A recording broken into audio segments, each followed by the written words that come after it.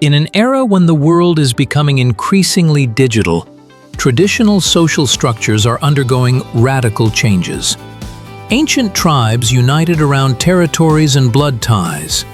Modern society formed around national ideas and geographical borders.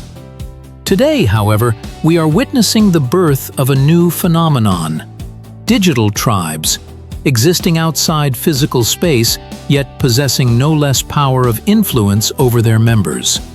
Fandoms of beloved series, gamer communities, interest groups on social media, all of them have become new social units defining the worldview of millions of people. These virtual tribes are formed not on the principle of geographical proximity, but on the basis of shared values, interests, and worldview. They create their own rituals, language, symbolism, and even hierarchy. A person of the 21st century may physically be in one place, but mentally belong to a completely different world. The world of their digital tribe, where they are understood and accepted for who they are. Delving into the structure of digital micro-communities, we discover a complex ecosystem functioning according to its own laws. Each such community is a living organism with a unique anatomy. At its center, there is usually a core, active participants who create content and set the tone for discussions. Around them, layers of less active members form: commentators, observers, and casual visitors. This structure resembles concentric circles where engagement decreases from the center to the periphery. Interestingly, even passive observers often identify with the community, absorbing its values and language. Communication within digital tribes takes on special forms. A specific jargon develops, internal memes appear, and unwritten rules of interaction are formed. In an anime fandom, a newcomer will immediately give themselves away by incorrect use of terms. And in a programming community, there is a whole culture of humor incomprehensible to outsiders. The hierarchy in such groups is often informal but very palpable. Status is determined not by external attributes but by community recognition, depth of expertise, or contribution to the common cause. Opinion leaders emerge organically through the respect and trust of other participants. The role models forming within micro-communities are particularly interesting. In the mirrors of digital communities, we not only find a reflection of our interests, but also shape our self-perception. The process of self-identification through the prism of micro-communities is a unique modern phenomenon, where personality is constructed in constant interaction with like-minded individuals. When a 14-year-old girl delves into a K-pop fandom, she doesn't just find a new hobby, she discovers new facets of herself, tries on cultural codes, and forms tastes and values. Micro-communities become social laboratories where one can safely experiment with identity. It's important to understand we see ourselves through the reactions of others. When a creative project receives recognition in an artist's community, the author doesn't just rejoice at the praise, they integrate this appraisal into their self-image. "I am talented" becomes part of self-definition thanks to the reflection in the eyes of the community. Psychologists call this mechanism the looking glass self. We form our self-concept through how others perceive us. In the digital space, this process is accelerated and intensified. This is especially evident in adolescence, whose identity is in an active phase of formation. Belonging to certain online groups becomes a key element of self-definition. I am a gamer. I am part of the anime community. I am an eco-activist. These labels don't just denote hobbies, they become fundamental elements of personality. The need to belong to a group is one of the fundamental mechanisms of the human psyche. Evolutionarily, we are programmed to seek protection in a collective, and digital communities successfully exploit this ancient need. Virtual spaces offer what many lack in everyday life: unconditional acceptance and understanding. When a person finds like-minded individuals who share their interests or values, a powerful psychological shift occurs. Neurobiological studies show that at the moment of social acceptance, the same pleasure centers in the brain are activated as with physical rewards. This explains why a positive reaction from a community to a post or comment causes an almost euphoric state.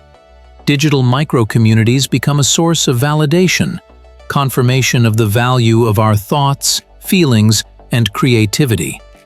For people with low self-esteem, such validation can be a lifeline. Research demonstrates that participants in online support groups often report a significant improvement in psychological well-being. However, there is also a downside: dependence on external approval. When self-esteem is entirely tied to community reactions, a person becomes vulnerable to criticism or rejection. Psychologists call this external locus of self-esteem, a dangerous state in which a person's worth is determined solely by the opinions of others. In a world of constant social challenges, digital micro-communities become islands of support and understanding. When a person finds like-minded individuals, a remarkable transformation occurs. A solitary voice becomes part of a chorus. Research shows that regular interaction with a supportive community reduces stress levels and increases psychological resilience. It is precisely this emotional support that often becomes a lifeline for people who feel misunderstood in everyday life. Parents of children with rare diseases find solace and practical advice in specialized forums. Creative individuals receive constructive criticism and inspiration in professional communities. Young people with unconventional hobbies gain confidence, seeing that their interests are shared by thousands of others. Micro-communities become catalysts for skill development. A fan community of amateur writers helps participants improve their literary abilities through feedback. Groups of programmers create collaborative projects where novices learn from experienced developers.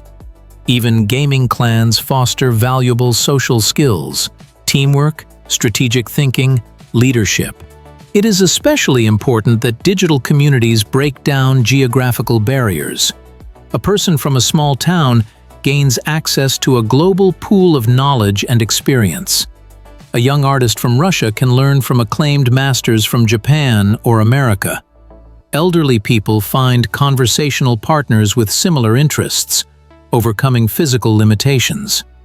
Through the prism of diverse perspectives within the community, a more comprehensive worldview is formed. Participants learn to see problems from different angles, expand their horizons of thinking, and become more tolerant of alternative viewpoints. Behind the numbers and statistics lie real human destinies, radically changed thanks to digital communities. The story of Maria, a 22-year-old girl with social anxiety, is illustrative. For years, she avoided communication, fearing judgment. After joining an online community of artists, Maria began sharing her work. The support of strangers who appreciated her talent gradually transformed her self-perception. Today, she leads workshops and freely interacts with hundreds of people. Alexei, a 30-year-old programmer from a small town, thanks to a developer community, not only mastered in-demand technologies, but also found a job at an international company. Starting with questions on a forum, he grew to become a mentor for newcomers. Especially impressive is the story of Elena, a 50-year-old woman who lost her husband. In a support group for those grieving, she found understanding that even close relatives couldn't provide. Gradually, from a passive participant, Elena turned into a moderator, helping others on their path to healing. A running enthusiasts community helped Dmitry overcome depression after a severe injury. Virtual training and the support of like-minded people motivated him not to give up. A year later, he finished a half marathon. an achievement that seemed impossible. These stories share a common thread. Digital communities have become not just interest groups, but springboards for personal growth. They created a safe environment for experimenting with identity and developing skills that were then successfully transferred to real life. Behind the attractive facade of digital micro-communities lies a disturbing reality that demands critical reflection. Echo chambers are perhaps the most insidious phenomenon of virtual tribes. When an individual is immersed in an environment where everyone shares their views, a dangerous distortion of world perception occurs. Social media algorithms amplify this effect by offering content that confirms existing beliefs. Gradually, any alternative viewpoint begins to be perceived as hostile or absurd. Group polarization is another destructive mechanism. Psychological studies show that in homogeneous communities, participants' opinions become more radical over time. Moderate views are supplanted by extreme positions, and critical thinking is replaced by group conformity. Particularly alarming is the phenomenon of dehumanization of, quote, people outside the community. Members of closed groups begin to perceive dissenters not as individuals with different opinions, but as abstract enemies, devoid of human qualities. From here, it's a short step to bullying and aggression.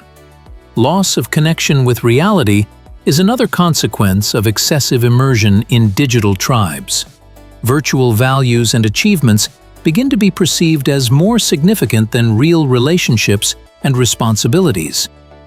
Cases where people neglect studies, work, and even basic needs for the sake of status in an online community are becoming increasingly common. Paradoxically, micro-communities, designed to unite, often become a source of deep loneliness in the real world. An information bubble is an invisible prison with transparent walls. We don't realize its boundaries until we encounter reality beyond them. Micro-communities, intended to enrich our experience, paradoxically can become restrictors of worldview. This phenomenon has deep cognitive roots. Our brain strives for cognitive comfort, a state where new information does not contradict existing beliefs. Upon entering an environment of like-minded people, we receive constant confirmation of the correctness of our views, which creates the illusion of objective truth. Over time, alternative viewpoints are not just ignored, they become invisible to our perception. Studies show a disturbing trend. Users of digital platforms consume increasingly homogeneous content over time.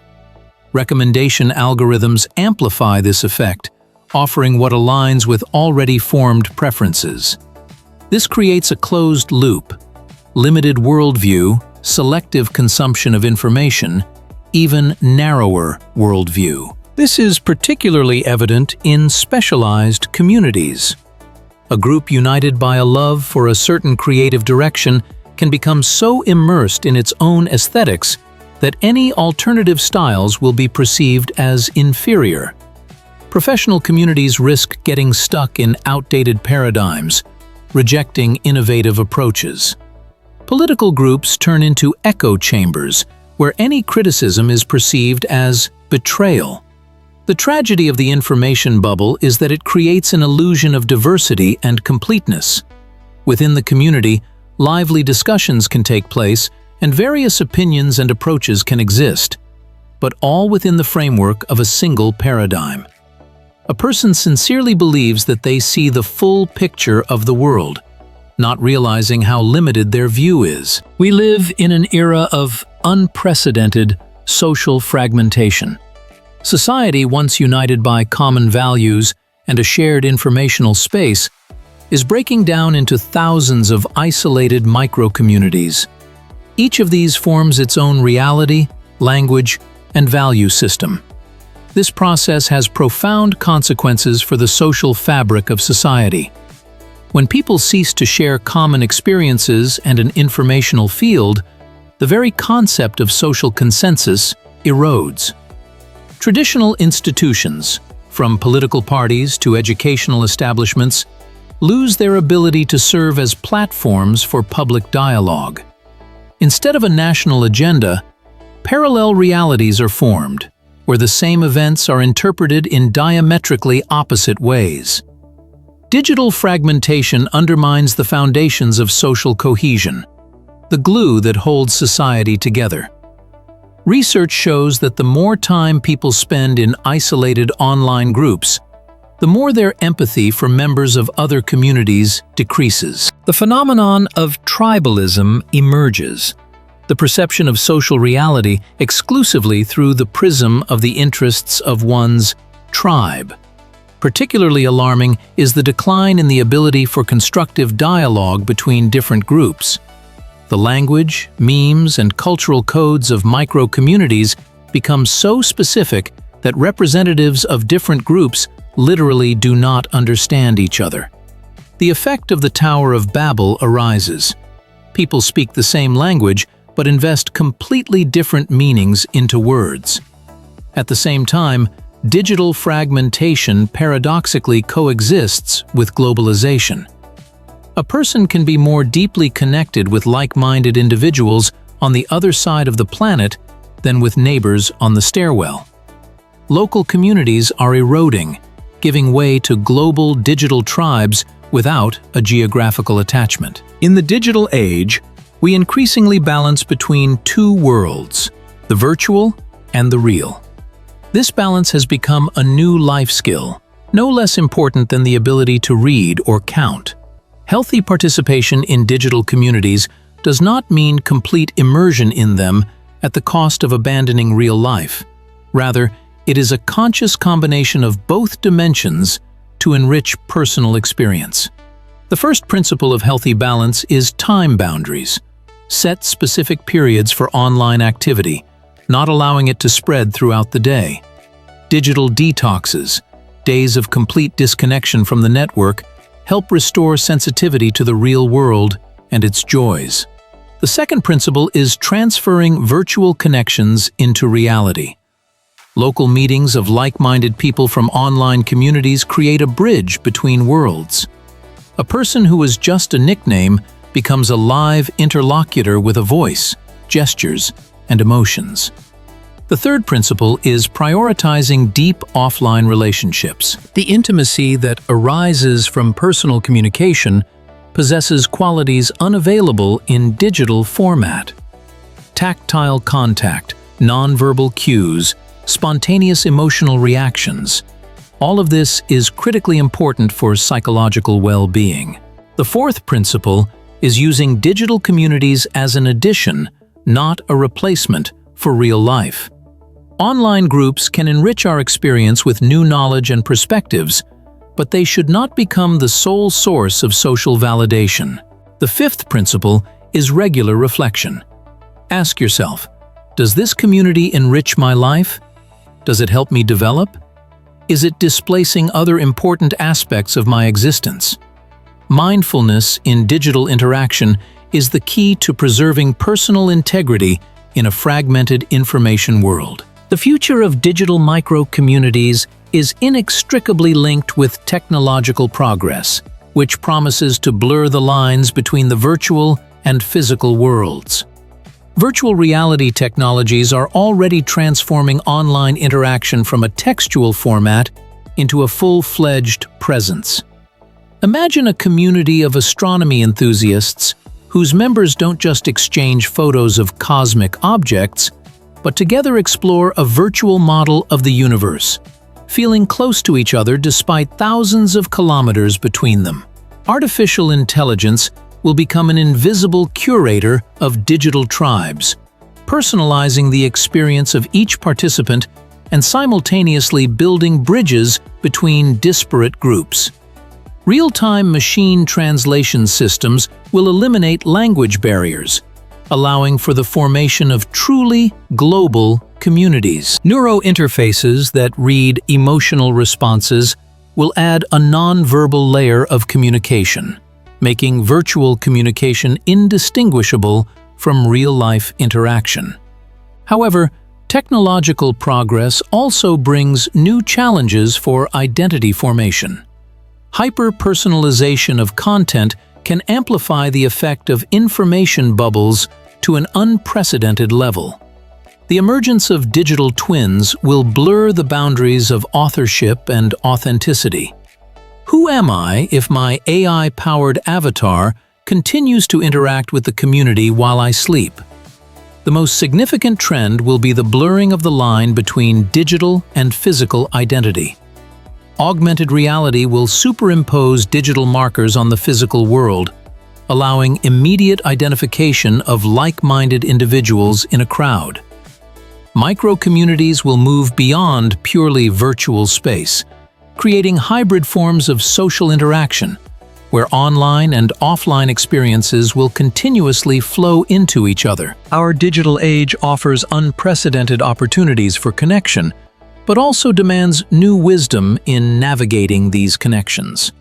Micro-communities have become an integral part of the social landscape, and our task is to learn how to derive maximum benefit from them while minimizing potential risks.